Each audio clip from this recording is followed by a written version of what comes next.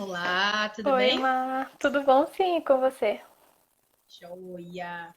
Vamos esperar um pouquinho, se bem que já são 7 em ponto. Sim, Esperar só mais um minutinho para ver se o pessoal vai entrando. tá certo.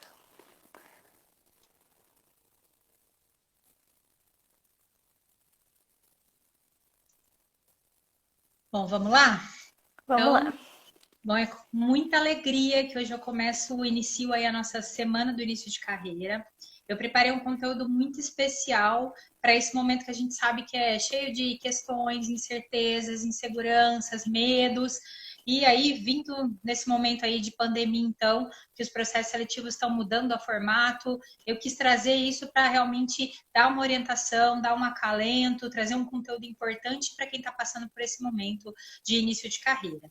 A gente vai começar hoje falando sobre o porquê é importante a gente começar essa carreira com propósito, bem direcionada e bem orientada. E para isso eu trouxe aqui a metodologia de mentoria que eu desenvolvi. Na verdade, eu formalizei, é algo que eu já fazia informalmente, partindo uma etapa, outra etapa, e agora eu formalizei. E trouxe a Mayara para compartilhar o outro ponto de vista como mentorada. A Mayara é uma das minhas mentoradas e a gente vai falar um pouquinho aí sobre essa jornada que a gente tem vivido juntos. Certo, Mayara? Obrigada por ter topado estar Certo. aqui com a gente. Seja muito bem-vinda. Se apresenta aí para o pessoal para a gente começar logo o nosso bate-papo. Boa noite, gente. É um prazer estar aqui hoje. Eu sou a Mayara Rodrigues, não vou nem falar o nome inteiro porque é enorme. Dá-lhe sobrenome. Eu tenho 22 anos. Atualmente eu estou cursando Engenharia Ambiental na Unesp de Sorocaba. Eu comecei o curso em 2016, alguns anos atrás aí, né? Faz um tempo, o tempo corre bem rápido. E veio a calhar que tudo deu certo de eu cursar na Unesp Sorocaba mesmo, porque é a cidade onde eu resido, então ficaria tudo mais simples. E foi uma forma que eu encontrei, assim, de atender essa necessidade de mudar o mundo. Muito legal. Bom, então vamos começar, mas eu vou contar um pouquinho, primeiro compartilhar de onde veio esse método, por que eu desenvolvi esse método. Então, ele vem muito dos meus anos de experiências aí. Eu tenho 10 anos de formada, e só depois de 10 anos que eu fui procurar um processo de mentoria, de self-leader. Vivi muito tempo aí levando a vida, aproveitando as oportunidades, mas sem parar para pensar sobre a minha carreira.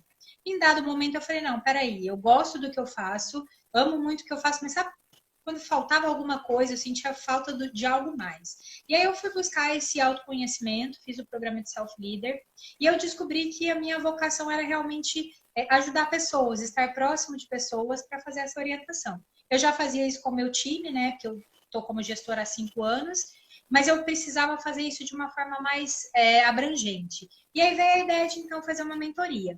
E aí eu escolhi o meu público-alvo de que maneira? Eu falei assim, já que eu demorei 10 anos para ter essa autopercepção, por que não proporcionar para os jovens que estão começando a carreira, estão no início da carreira, essa orientação, uma mentoria que vai ajudá-los a definir realmente uma carreira com mais propósito, não sair, a gente sabe, né? Eu já passei por essa etapa, a gente sai atirando para todo lado, prestando um monte de processo seletivo, né, Mai? Porque você quer, você sai da faculdade, você quer aplicar o conteúdo. Mas se eu vou começar minha carreira, se tem tantas opções, tantas empresas, tantas vagas, por que já não começar então direcionado? E principalmente sabendo qual a direção que eu quero tomar. Acho que esse é o mais importante. Então, eu trago uma metodologia que é muito pautada, primeiro em autoconhecimento, em trazer para a pessoa essa autonomia de eu sei o que eu quero, eu sei o que eu faço bem, eu sei aonde eu preciso chegar e qual é o meu propósito. E como fazer isso, né? Qual é o plano, então, para eu ser bem direcionado, ser bem orientado e ao longo da minha carreira eu não precisar da Marília mais, eu sozinho conseguir tomar a rédea realmente da minha carreira e fazer ela de uma forma mais assertiva. Então foi por isso aí a maternidade veio a calhar, né? Eu tive a minha licença maternidade, né? Eu tô com o Vitor que está com 9 meses, vai fazer 10 já, passar muito rápido. E aí, durante minha licença maternidade, eu comecei a juntar um pouco do que eu já fazia de forma informal com pessoas próximas, com amigos, com parentes, com o meu próprio time e comecei a juntar as pecinhas e criei realmente, formalizei um método e testei esse método e hoje a gente vai compartilhar um pouquinho de vocês sobre essa jornada e a importância de cada uma das etapas, né? Mas antes de começar a falar do método, eu queria começar a entender da Mai. Por que esse momento, assim, Mai, você está nos semestres finais da faculdade, que nem você falou pra gente. Quais são os sentimentos que te...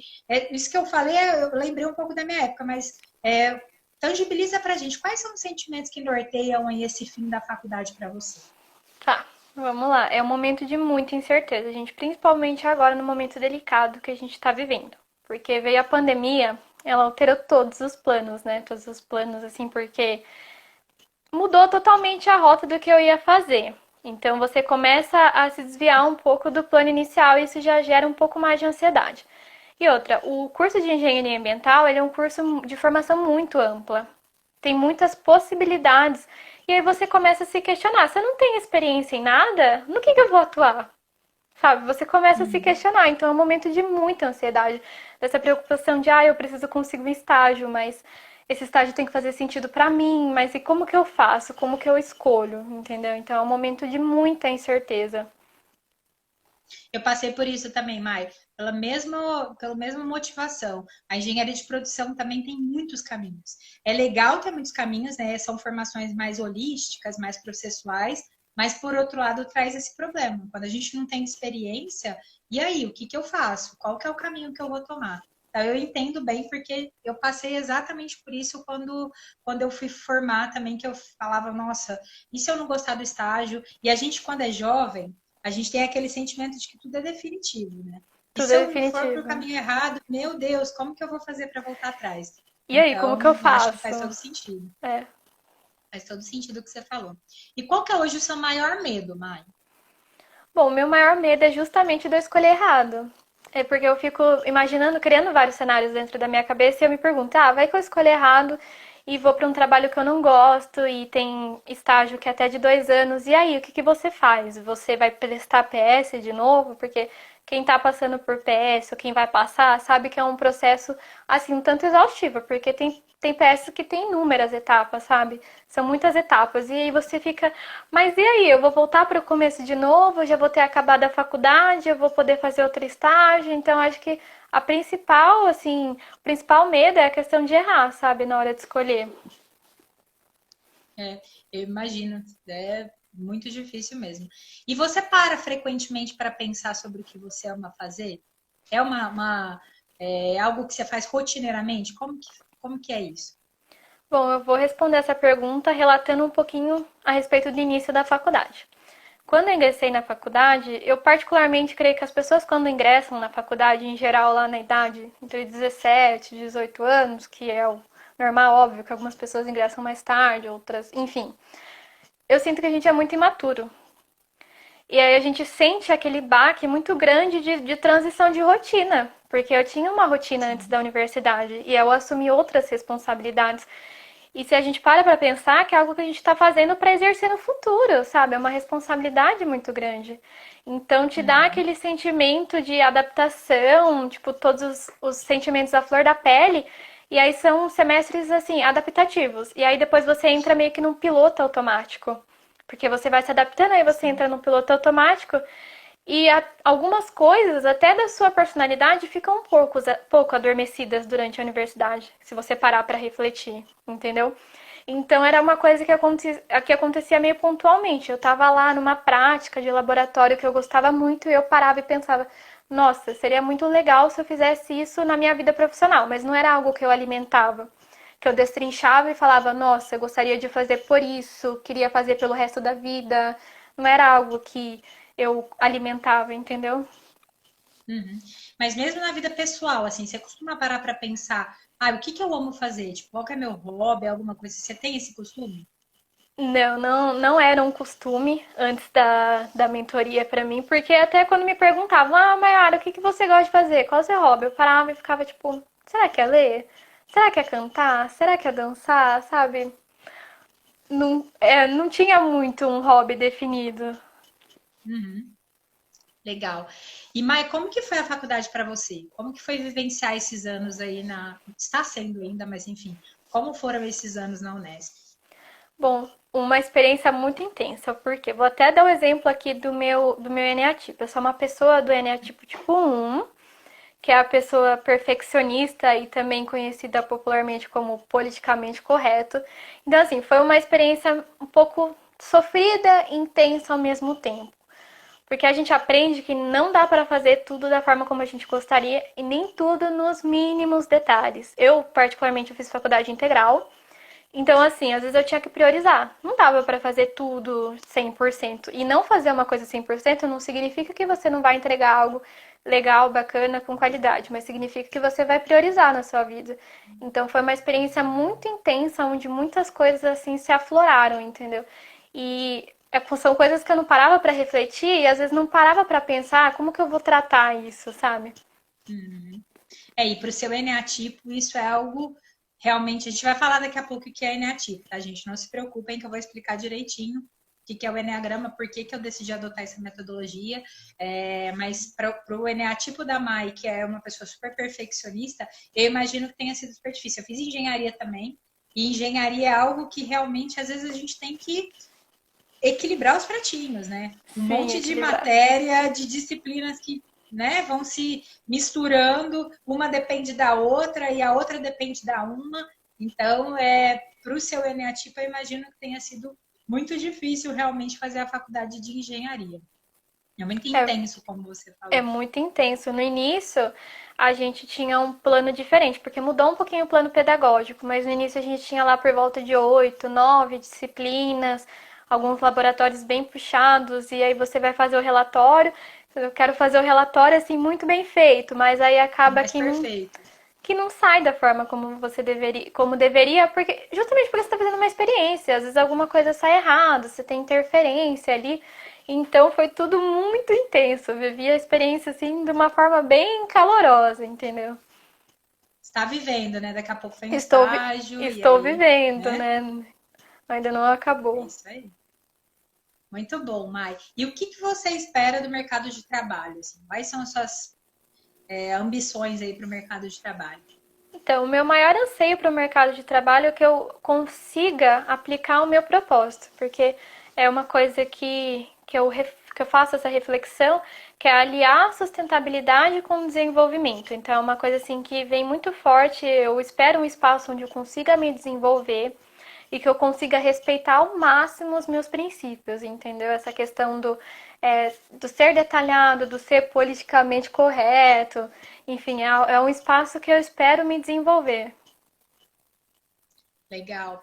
E, Mai, então vamos entrar. Eu vou. Qual que é a ideia aqui, pessoal? Eu vou falando um pouquinho sobre a metodologia, explicando cada uma das etapas. Eu dividi a metodologia, então, em 4 grandes etapas. São 5 sessões. Depois de testar a quantidade de sessões, eu cheguei no número de 5 sessões. Sendo que na primeira sessão, antes eu já mando o assessment para a pessoa responder, e a gente já começa a primeira sessão dando a devolutiva sobre o eneatipo e o subtipo da pessoa. O que é esse eneatipo, afinal?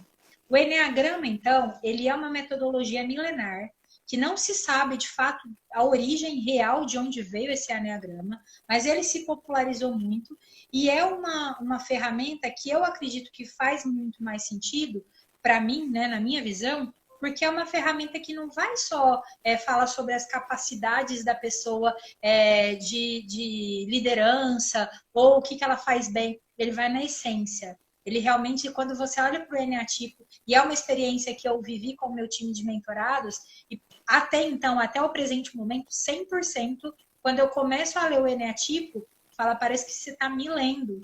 É uma coisa realmente que resgata, por Sim. exemplo, mensagens perdidas na infância, da onde vieram realmente os vícios, que são aquela ideia fixa que a pessoa não consegue abrir mão, os medos, as inseguranças, o que essa pessoa realmente faz bem e pode ser potencializado. E para mim, o mais legal dessa metodologia, não só como a pessoa é, porque a gente é um eneatipo, mas a gente vive outras asas, que são uma das formas que a gente pode vivenciar essa evolução e essa busca pelo equilíbrio. Então, eu acho que é uma metodologia completa, que não só te define e te rotula. Você é o eneatipo 1, você é o eneatipo 2.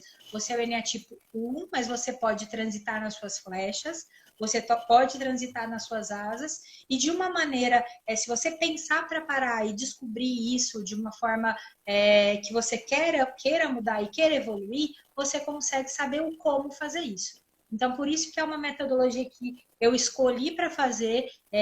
Eu passei pelo Enneagrama, né? No meu processo de self-leader, eu fiz o DISC, e no meu processo de terapia, eu fiz o Enneagrama. E eu pude comparar as duas metodologias, e não é falando mal de uma ou falando mal da outra, mas enfim, para mim o Enneagrama fez mais sentido porque ele resgata isso, não só o que eu faço bem, mas ele vai na essência realmente e te dá possibilidades de como se desenvolver. Então, é uma metodologia que eu adotei e tem feito até então, com todos os meus mentorados até o momento, tem 100% deles, quando eu começo a fazer a leitura do eneatipo e do subtipo, a pessoa fala, parece que você está lendo realmente o que eu sou, de onde veio, falando Sim. até da minha infância, de mensagens perdidas da minha infância. E aí, do seu ponto de vista, Mai, como que foi a leitura do teu eneatipo? Como foi para você quando a gente conversou sobre o seu eneatipo? Bom, na leitura do meu eneatipo foi justamente essa questão que, nossa, parece que você tá pegando a mensagem perdida da minha infância. Porque realmente ele vai assim no cerne, né? Ele vai na sua essência ali e te justifica o porquê você ser daquele jeito.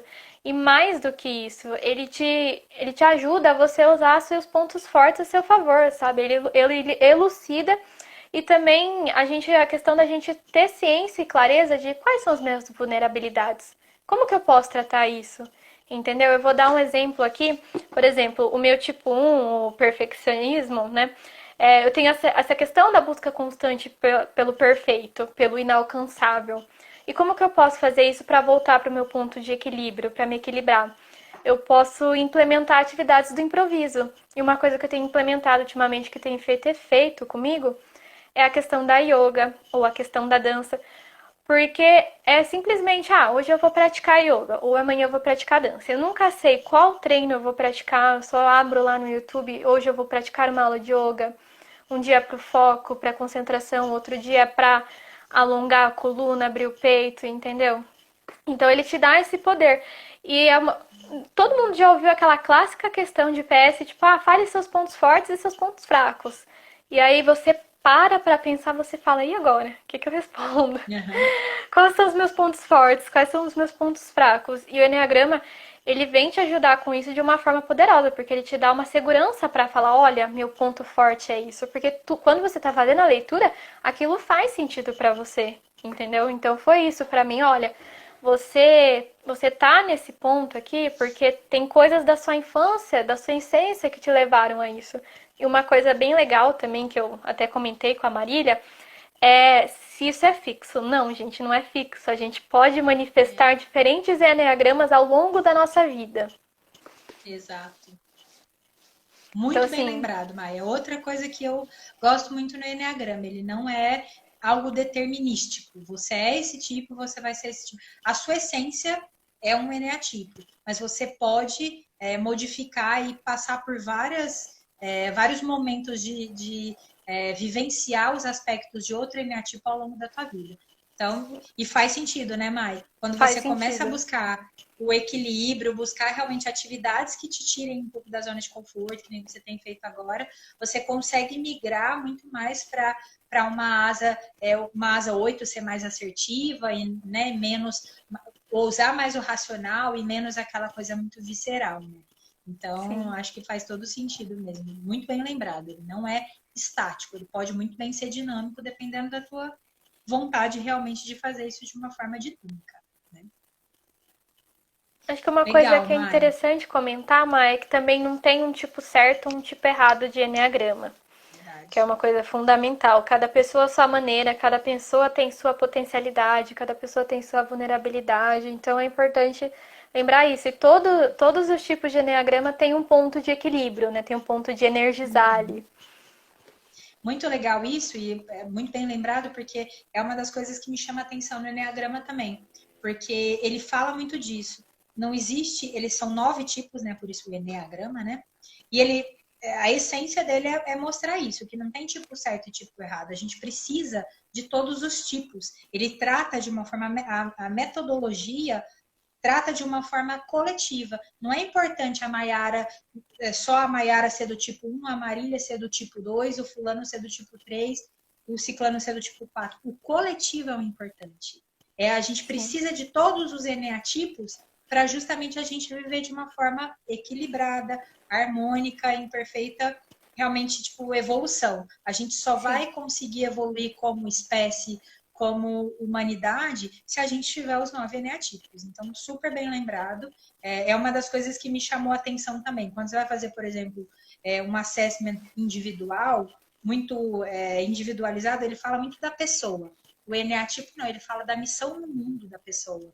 Qual que é a sua missão no mundo? Porque cada eneatipo tem a sua missão no mundo. Tem a missão. Tem a sua, né, o seu propósito, porque que, como potencializar e usar suas energias, seu ponto forte para energizar realmente o seu entorno. Então, super bem lembrado. E é uma das coisas também que eu gosto bastante do Eneagrama. Ele analisa o indivíduo, sim, você sabe qual é o seu eneatipo, mas ele fala muito desse equilíbrio, tanto que é uma estrela de 9 pontas que vai se ligando, né, à representação do Eneagrama, para mostrar esse equilíbrio. A gente só consegue o equilíbrio se a gente tiver todos os 9 tipos. Não tem como a gente falar que um é mais importante do que o outro. E eu escutei isso bastante, tá? Todos os meus mentorados, inclusive a Mai, me perguntou, mas qual que é o melhor tipo? Qual que é o... Eu quero ser o melhor tipo. E eu sempre, a resposta é padrão. Não, o melhor tipo é o seu. O melhor tipo é você usar o que você faz bem a seu favor e buscar o equilíbrio daquilo que você tem como vulnerabilidade. Então, o melhor tipo é o seu, sempre. Muito legal. E aí, então vamos falar da segunda etapa. Então, se a gente faz o Eneagrama, que é super importante para essa busca do autoconhecimento, para a pessoa saber quais são os seus pontos fortes, o que ela faz bem, onde que ela pode realmente ir na direção de ir ao encontro daquilo realmente que ela faz bem. E aí, a segunda etapa que a gente faz, nosso segundo encontro, que também tem lição de casa, é importante falar isso, durante toda a metodologia, são 5 sessões, mas tem lição de casa sempre. Então, a gente faz via de mão dupla, prepara, né? É uma via de mão dupla, total, é uma troca. Eu falo isso, o processo de mentoria não é só, o mentoring não é só do mentor para o mentorado, ele é uma via de mão dupla. O próprio mentorado vai me retroalimentando. Cada mentorado eu tenho uma história, uma jornada diferente. A Mai está contando a dela aqui comigo, mas se viesse o Damião, se viesse o Gabriel, se viesse o João Vitor, cada um ia contar uma jornada, porque é muito individual, é uma troca. E então, no nosso segundo encontro, a gente vai falar sobre o mapa dos sonhos. E aí, muita gente, quando eu falo do mapa, mas por que você faz o mapa dos sonhos numa mentoria sobre carreira? Então. E aí é uma das coisas que eu realmente vejo que é um diferencial, porque é algo que eu acredito muito. Não tem como a gente falar sobre o lado profissional, a gente falar sobre o que a pessoa quer como aspiração de vida, porque eu entendo que a gente trabalhar já não é uma coisa muito fácil, né? A gente tá lá, deixar de, por exemplo, hoje eu penso, eu vou trabalhar e eu vou deixar de ficar com o Vitor, eu vou deixar de ter momentos com meu filho, então eu tenho que fazer alguma coisa realmente que me dá prazer, que eu ame fazer. Então, como que eu descubro o que eu amo fazer? Qual a melhor maneira que a gente pode descobrir isso se a gente resgatar aquela mensagem, realmente aqueles sonhos da infância? E eu falo muito isso para os meus mentorados. Não pensa na Maiara de hoje. Pensa na Maiara criança. Qual que era o maior sonho dela? Por que isso se perdeu? Porque a gente vai perdendo sonhos. A gente perde a capacidade de sonhar ao longo da vida. E não é porque é natural, a gente começa a entrar aí numa seara de busca da vida profissional, e aí vem relacionamento, e a gente deixa de olhar para aquilo realmente que nos move, que realmente é o sonho. Então, a ideia de fazer o mapa dos sonhos é tentar buscar essa essência, esse desejo, aquilo que a pessoa realmente ama fazer. E por isso o mapa dos sonhos ele não é só da vida profissional. Eu peço para eles trazerem sonhos da vida pessoal, de viagens que querem fazer, de bens materiais que às vezes querem comprar, porque cada uma desses anseios, desses desejos, trazem em si aquilo que a pessoa ama. E se a gente começa a conectar tudo, começa a olhar, poxa, mas peraí, a Mayara nesse âmbito profissional deseja isso, aí no pessoal ela deseja aquilo. E a gente começa a juntar tudo, a gente vai descobrir realmente quais são as paixões da pessoa, né? Então, eu gosto do mapa dos sonhos por isso, porque eu não olho só quais são as suas aspirações profissionais, eu quero olhar tudo. Eu quero resgatar tudo que a pessoa sonha para tentar achar as conexões e buscar de fato que brilha o olho. Aquilo que a pessoa fala e o olho dela brilha, e aí a gente depois usar isso daí numa próxima etapa para levar para o lado da carreira, né? E, Mai, então conta pra gente como foi. A Mayara fez, gente, tipo Mayara, né? De todos os meus mentorados, me desculpem, eu vi que já tem outros mentorados aqui, mas é o mais bem feito de todos até hoje, o mapa dos sonhos da Mayara, todo detalhado, todo perfeito, com figuras e muito bem ilustrado, que é uma das coisas também que eu peço para eles. Eu não quero aquele mapa dos sonhos escrito. Se é para sonhar, tangibiliza, me traz foto, me traz imagens, materializa esse sonho. E você materializar aquele sonho, ele se torna muito mais real. Ele deixa de ser algo que está só na sua cabeça e você tangibiliza. E o da Mai foi, assim, sem sombra de dúvidas, o mais perfeitinho de todos os mapas do sonho até hoje. Como foi fazer esse mapa dos sonhos, Mai? Conta pra gente. Então, foi o momento assim de maior entrega. Entre todas as etapas, eu posso afirmar com toda certeza que a maior entrega foi no mapa dos sonhos. Isso não significa que eu não me dediquei para as outras etapas ou que não precisa de entrega, sim. Mas é porque ele entra muito na questão pessoal, sabe? Você começa a buscar ali coisas muito da sua essência e, como a Marília falou, resgatar coisas da sua infância. Porque é normal. A criança, se você parar para observar, ela tem uma imaginação muito fértil. A criança ela não precisa ir até um outro lugar para brincar de estar em outro lugar. Num quintal, ela consegue destrinchar mil possibilidades.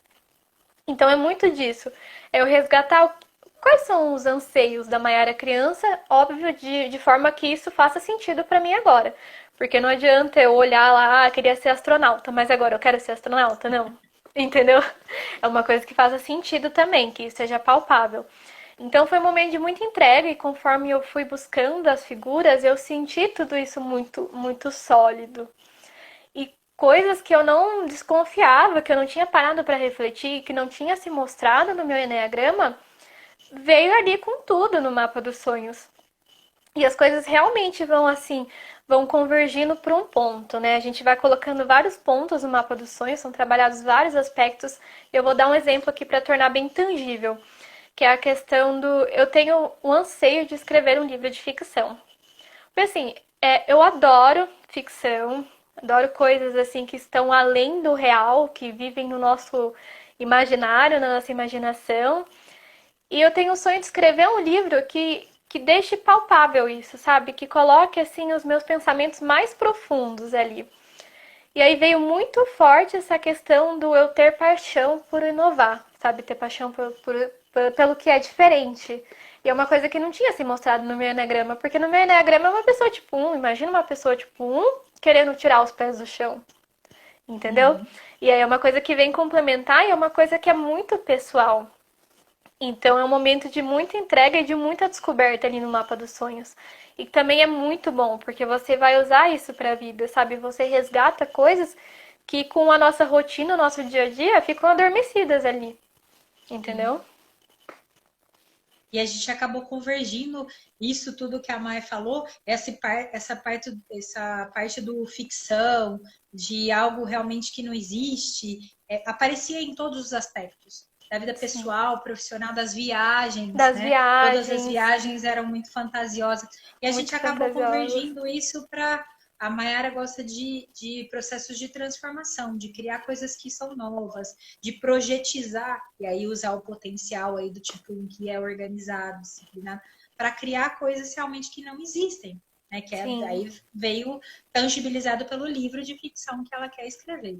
Então é isso, a gente consegue tirar algumas conclusões que só olhando para o que você faz bem, que é o Enneagrama, onde que está o seu maior potencial, às vezes a gente não conseguiria trazer essa essência do que se ama fazer, do que eu amo fazer. Não é só o que eu faço bem. O que eu faço bem está muito claro. Né? Tá Eu muito sou um claro. tipo 1, sou muito perfeccionista, faço tudo muito, gosto muito de qualidade nas minhas entregas e tal. Beleza, mas e o que você ama fazer? Então, eu acho que o mapa dos sonhos eu encontrei, foi a forma lúdica que eu encontrei de trazer e de buscar essa essência do que a pessoa ama fazer. E como Muito você bom. falou, né, Má? Por exemplo, se família é algo super importante para você, você precisa ir de encontro a isso. De encontro não. Você precisa ir ao encontro, né? Não dá para Isso. divergir disso. Porque senão, uma hora as coisas não vão fazer mais sentido para você. Você vai perder seu propósito ali no meio do caminho. E aí vão começar a vir estresse, crise de ansiedade, entendeu? Não tem como. E o trabalho, querendo ou não, ele ocupa uma boa parte da sua vida. Sabe? Então precisa Sem que isso dúvida. faça sentido pra você. Por isso que é tão importante ter essa questão pessoal. Muito bom. Exato, o mapa dos sonhos ele traz o que você ama e traz os inegociáveis. Eu não abro Sim. mão, por exemplo, de ter um tempo de qualidade com a minha família. Então, quando a gente for fazer lá na frente a próxima etapa e aparecer, por exemplo, uma empresa de consultoria sendo uma das opções para você, poxa, será que faz sentido? Deixa eu olhar o que eu amo fazer, o que eu não abro mão. Não, talvez não faça sentido. Talvez Então, não faça é muito sentido. importante esse filtro para a gente, que você falou, não perder e só no caminho do, deixa eu olhar aqui o que dá dinheiro, o que eu posso fazer para ser pago. Não, resgatar esse o que eu amo fazer é começar uma carreira realmente assertiva, que nem a gente falou lá no Sim. começo. Não é só começar a carreira tendo um trabalho, é tendo um trabalho que faça sentido. Que Porque faça sentido. espaço, né? Espaço é o que a gente sempre conversa, né, Mai? Uhum. Espaço, vagas, tem para todo mundo. Não Tem pra existe, todo mundo. mais uma vez, não existe o eneatipo certo, a pessoa certa. Existe a pessoa certa para a vaga certa, para a carreira certa.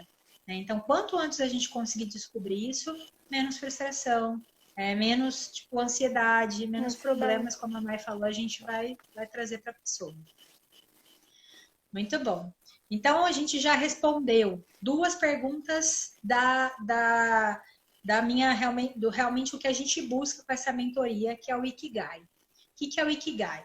O Ikigai é uma filosofia japonesa que ela. Qual que é a tradução literal dela? É a razão de ser, é aquilo para qual eu estou predestinado. Né? É muito legal, tipo, quando você começa a procurar sobre o Ikigai, e o Ikigai veio há alguns anos atrás para mim, e eu me apaixonei por essa metodologia, porque ele traz muito disso, sabe? Do qual que é realmente meu propósito. Cada um tem o seu propósito no mundo. Nós somos seres individuais e coletivos, como a gente falou, mas eu tenho a minha razão de ser, tem um porquê de eu estar aqui dessa forma, com essas pessoas, nesse momento. Então, qual que é a minha razão de ser? O Ikigai, ele é pautado, tipo, como que eu busco isso, né? E aí, ele foi criado só para contextualizar um pouco, numa universidade japonesa, e aí se explica muito do porquê o japonês vive do jeito que vive, né, gente? Com qualidade de vida, com longevidade, né? E ela é muito pautada, ela, na verdade é uma junção de 4 grandes perguntas. Primeiro, o que você faz bem? Que a gente já respondeu na primeira etapa da mentoria. O que você ama fazer? A gente já respondeu na segunda etapa com o mapa dos sonhos. E aí tem outras duas perguntas que a gente responde nesse terceiro encontro, que é pelo que eu posso ser pago e o que o mundo precisa. E aí, mais uma vez, entre uma semana e outra, a gente tem uma lição de casa e eu faço eles buscarem realmente. A Maiara, então, está fazendo engenharia ambiental. Quais são as áreas que a Maiara pode atuar? Quais são os tipos de atuação que a Maiara pode ter? Aonde realmente ela pode ganhar dinheiro? Não só também com a engenharia ambiental. Por exemplo, uma das coisas que a Maiara ama fazer é cantar. Ela pode ganhar dinheiro com isso? Pode ganhar dinheiro com isso. Então, faça uma lista, e eu peço para eles já chegarem para nosso terceiro encontro com essa lista, do que a pessoa pode fazer e que seja monetarizável, né? E o que o mundo precisa também envolve pesquisa. Então, tem a lição de casa também. Então, ok, a Mayara faz engenharia ambiental. Quais são os ramos da engenharia ambiental que o mundo precisa hoje? né? Se eu olhar para o que a gente está vivenciando, né? Impacto global, o que a gente tem vivenciado do impacto do carbono, o que a gente precisa realmente como humanidade, como país, que é onde a pessoa está, o que realmente o mundo precisa e que a gente pode fornecer com essa lista de atividades que a pessoa está pensando. Então, ele já vem para o nosso encontro com essas duas questões na cabeça. E o que a gente faz juntos é passar um filtro. Então, vamos lá, tem essa lista de atividades, é isso que o mundo precisa. Vamos passar o filtro do que eu sou bom e o que eu amo fazer? Não só no que eu sou bom e não só do que eu amo fazer. Vamos passar um filtro das duas coisas? E aí a gente sai de uma lista gigante para uma lista muito mais reduzida, né, Mai? Do Sim, quais são os caminhos que a gente pode direcionar. E aí o que eu gosto de fazer junto com o mentorado é, vamos criar uma frase para isso? Para ser a sua frase, a sua bússola. Para quando a Marília não existe mais na sua vida, acabar as sessões de mentoria, você poder andar com as suas próprias pernas, né, Mai? Que é muito disso que eu peço para os meus mentorados. E assim, lembrando que é algo que eu sempre faço questão de reforçar. O Ikigai não é algo que nem o Enneagrama, não é algo fixo. O Ikigai pode mudar ao longo da vida. E por isso que eu gosto tanto dessa jornada. Porque eu ensino não só qual é o teu Ikigai, mas como encontrar seu Ikigai. Se eu tiver num novo momento da minha vida e eu vejo que o que eu amo fazer, ou aquilo que eu sou bom, eu consigo um equilíbrio, mudou, então vamos repensar nas 4 frases, vamos repassar o filtro? Então, eu gosto muito dessa busca, desse encontro. Esse, para mim, é o encontro mais intenso, porque a gente realmente ensina, aprende um com o outro e a gente consegue chegar numa frase que define aquele momento, mas o mais importante, a pessoa se sentir pronta para, se eu mudei qualquer uma dessas 4 perguntas, por exemplo, se o mundo não precisa mais do que eu listei, eu preciso repensar meu Ikigai. Então, acho que é uma ferramenta que por si só, eu acho muito rica, porque ela dá essa liberdade para a pessoa de fazer essa busca em qualquer momento da vida dela. Então, eu gosto muito do Ikigai, é uma filosofia que há um tempo atrás eu já tinha tomado contato e gostei, achei super interessante. E quando eu fui pensar na minha metodologia, eu comecei a pensar, então vamos lá, eu quero trazer algo que a pessoa tenha um autoconhecimento, que seja assertivo, que dê liberdade, que eu não só potencialize aquilo que ela faz bem profissionalmente, mas que eu vou na essência. E aí veio o Ikigai, eu falei, poxa, pronto, é isso. Eu preciso ajudar meu mentorado a encontrar o Ikigai. Que ele sabendo lá no comecinho da carreira dele qual é o Ikigai dele, ele vai ter uma bússola para orientar e depois ele seguir a vida, porque meu maior objetivo é esse. Que o meu mentorado saia das nossas sessões com a segurança, com a tranquilidade de que ele sabe o caminho. Ele sabe como repensar o caminho a qualquer momento. Então, essa é a intenção aí da busca do Ikigai nesse terceiro encontro. Agora, do seu ponto de vista, Maia, acho que é importante. É isso mesmo que a gente fez juntas? Como que foi para você essa busca do Ikigai? Vamos lá. O Ikigai, ele é um ponto muito chave, assim, da mentoria, porque é o momento que a gente começa a conectar as coisas, entendeu? Que as coisas começam a fazer mais sentido. Porque até o mapa dos sonhos, as coisas estão um pouquinho ainda, assim, digamos que em tópicos. E aí depois você começa a juntar tudo e fazer sentido.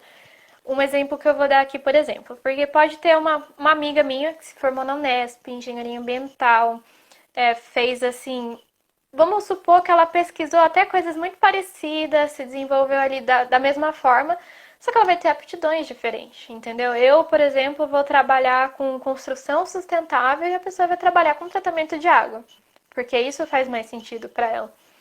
Então, essa é a questão do Ikigai, você realmente retomar o seu propósito, sabe? E de uma forma que encaixe todas as coisas. Por exemplo, óbvio que eu preciso ser remunerado por aquilo. Também não dá para fazer algo que eu não seja remunerado e eu preciso estar atendendo uma demanda do mercado, uma demanda do mundo. Eu preciso estar atendendo essa necessidade. Então é o momento onde você vai conectando os pontos. E como eu retomo aqui o que eu falei no início da live, a engenharia ambiental é uma formação muito ampla. Então, se você pegar as possibilidades de atuação, gente, é uma lista gigante. Você fica olhando para aquilo e você fica, tá, mas o que eu vou fazer, entendeu? Para qual caminho eu vou seguir? E aí que você vai passar. Esse momento do filtro é fundamental. É a chavinha virando, assim, sabe? Nesse momento. Porque é o que você vai vendo. Ah, eu gosto de fazer isso aqui. Tipo, faz sentido pra mim? É o que eu amo fazer? Atende às minhas necessidades? Realmente é o que eu faço bem?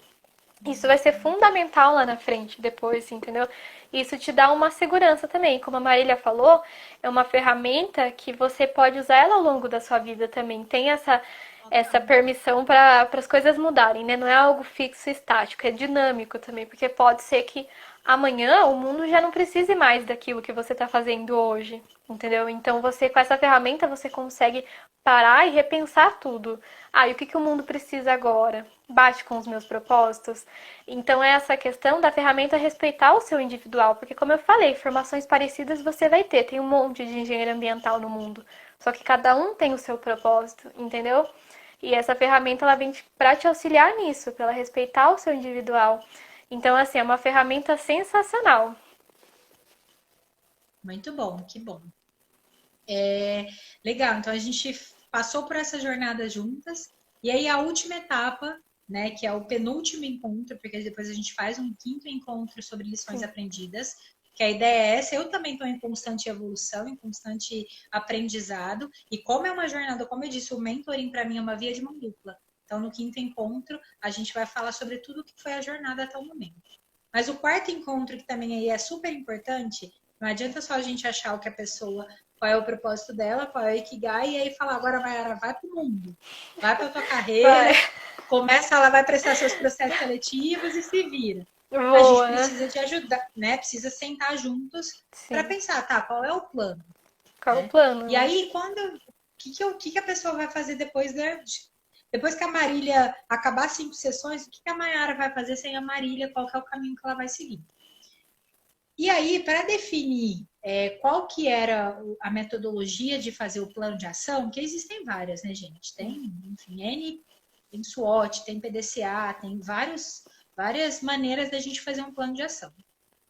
E aí eu fui resgatar um plano, uma metodologia que eu vi num treinamento, ouvi falar num treinamento de Design Thinking, e eu achei super legal e fui atrás. Ela está em um livro que agora eu não me recordo, definindo definição da sua vida. É o livro que traz, é uma metodologia de Stanford. E eu achei demais, porque ele na verdade chama Planejamento da Odisseia, e ela é pautada da gente definir 3 planos, do 0 ao 5º ano, de 3 planos. O que são esses 3 planos? O primeiro plano que a gente desenha juntos é o plano OU. O que é esse plano OU? É aquele plano sem restrição de recurso nenhum. Se você não tivesse restrição de nada, se fosse para você fazer aquilo que é o seu big sonho mesmo, o seu maior sonho nesses próximos 5 anos, o que você faria? Então, esse é o plano OU, que é o divergir para convergir. Se eu sonho grande, se eu penso aquilo que eu não limito a minha cabeça, eu começo a realmente a pensar quais são as possibilidades. E aí eu venho para tangibilizar isso, para tornar isso mais palpável, mais real, que aí é definir um plano A, que a gente fala, que é aquilo que está mais na mão.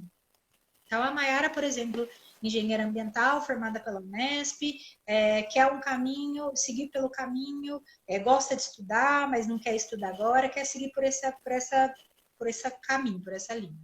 Então, vamos definir do 0 ao 5º ano, o que ela precisa em cada ano para conseguir aquilo que ela realmente almeja. E a gente vai desenhar esse plano A. Tá bom, e qual que é o terceiro plano? Se você já desenhou o plano OU, que é aquele plano sem limitações de recurso, né, Mai? Esquece Sim. que existe tempo, existe nada, vamos definir o que você realmente deseja. E aí depois a gente tangibiliza. Qual que é o outro plano? Então, mais uma vez, retomando algo que eu prezo muito, que apareceu por várias etapas do processo, que é muito sem a Marília. Se alguma coisa desse plano aqui der errado, se no ano 0, que é o primeiro ano, né, o ano hoje, alguma coisa saiu do eixo, e agora? Como que eu vou fazer? Ferrou todo o plano daqui para frente? Então, é o plano B. É um plano B que a gente desenha cenários do que pode dar errado.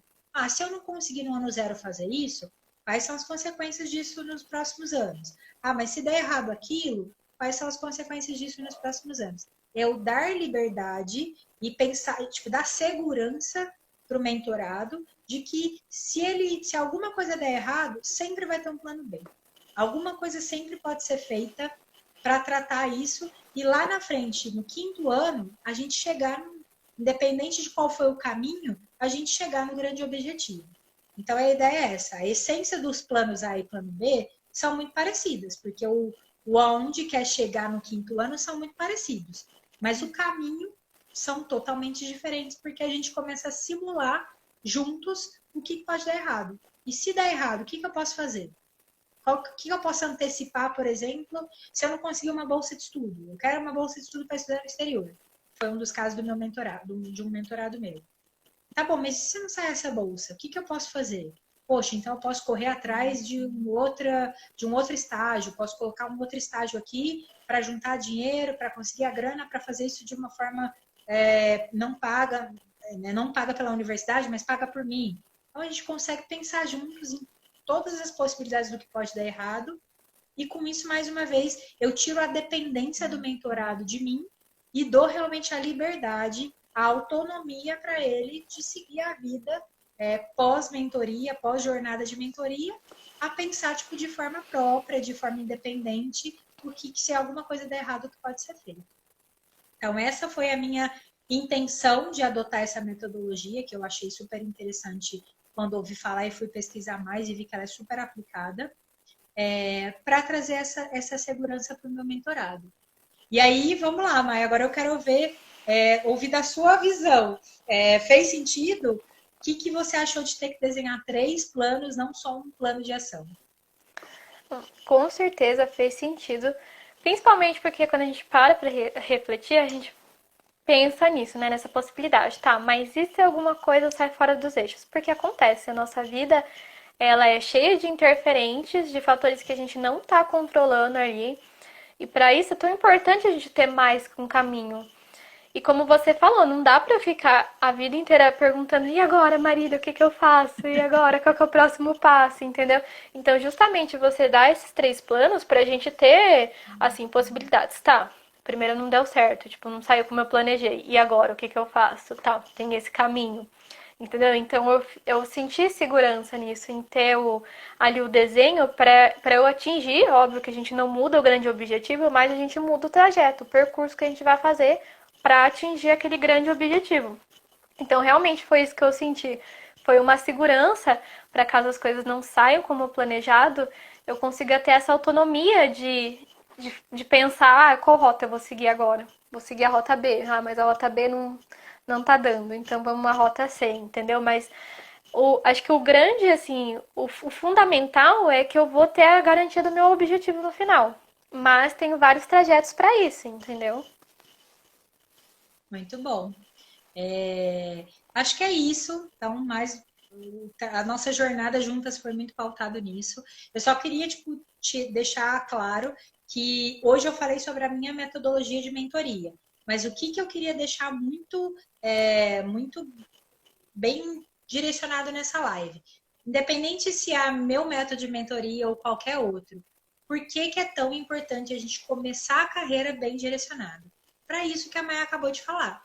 Se é da mentoria da Marília, se eu vou fazer com um coaching com outra pessoa, ou se eu mesmo vou aplicar essas ferramentas, o mais importante parem para pensar sobre isso. Aproveitem que vocês estão iniciando a carreira, estão ainda com um mundo pela frente, ou se já deu um passo e quer voltar atrás, mais uma vez. Mas parem, se olhem, que é o mais importante. Que era isso que eu queria dividir com vocês. Autoconhecimento é a chave do negócio. Se você sabe aquilo que você, né? Se você sabe aquilo que você faz bem, se você sabe o que você ama fazer, para pensar sobre isso, pronto. Muitas das respostas vão começar a vir. Por isso que, eu adotei esse caminho na minha mentoria, porque eu acredito muito nisso. É uma jornada que ela é constante, a gente não é estático, a gente é dinâmico. E se você deixar o piloto automático te jogar para o mundo, você vai realmente sair, sai da faculdade, vai sair metralhando tudo quanto é processo seletivo de estágio, né, Mai? Todos os PS que aparecerem, você vai fazer. E aí, de repente, você vai fazer um estágio, vai chegar lá na frente, você não vai ser efetivado na empresa e vai ficar, enfim, culpando N pessoas, N coisas por não ter sido efetivado, sendo que, na verdade, você fez um processo seletivo pautado no de eu quero trabalhar logo. Você não parou para pensar sobre isso. Então, eu trouxe aqui para dividir com vocês a metodologia que eu criei, mas o que eu quero realmente criar é essa consciência da necessidade de começar a carreira ou estar já empregado, enfim, comecei a carreira, já estou numa empresa, fui efetivado no meu de estágio para uma vaga, mas parar para pensar sobre isso. É realmente isso que eu quero estar fazendo? É isso que me move? Que faz Não sentido pra esperem como eu mim? esperei. É isso que faz sentido para mim? Não esperem como eu esperei 10 anos para pensar sobre isso, porque no meu caso, graças a Deus, não foi tarde demais. É o que eu falei, eu sou muito feliz com o que eu faço. Mas a gente vê muita gente adoecendo. A gente já trouxe Sim, várias com lives aqui certeza. no Caminho de Carreira. Né? Não sei se você acompanhou a live da Lígia, que ficou um ano Com adoecida. certeza. Eu Um acompanhei ano ela antes de mudar a carreira. relatando. Sabe? O Raul Lemos, que quase teve um AVC.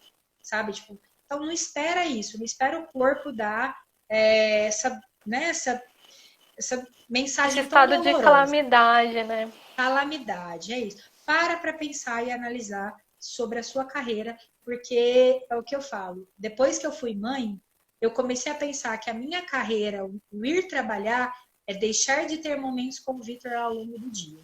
Então, que eu faça esses momentos valerem a pena. Que é isso, a Com gente não é um certeza. ser separado, né, Mai? Eu não sou Uhum. uma pessoa lá no trabalho, uma pessoa em casa. É a mesma pessoa que Não, está é a mesma habitando esses, pessoa. né?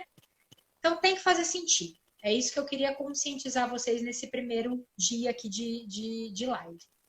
E, Mai, para a gente finalizar aqui, estou olhando aqui o tempo, a gente está já com 51 minutos.